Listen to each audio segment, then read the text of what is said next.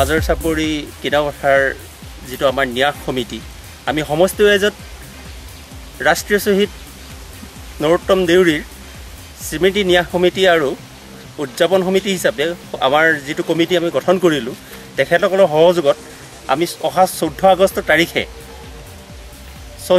বীৰ শ্বহীদগৰাকীৰ প্ৰথম মৃত্যুবাৰ্ষিকৰ দিনটোত ধাৰ্য কৰি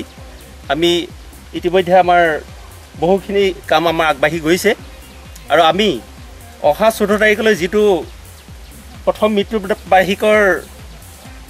কাম সেইখিনি আমি সুচাৰুৰূপে কৰিবলৈ কাৰণে চিন্তা চৰ্চা কৰি বহুখিনি কাৰ্যসূচী আমি হাতত লৈ পেলাই আগবাঢ়ি আছোঁ আৰু এই কামলৈ আমাৰ অসমৰ আৰু বিভিন্ন প্ৰান্তত থকা যিবিলাক আমাৰ শুভাকাংক্ষী ৰাইজ তেখেতসকলক আমি এই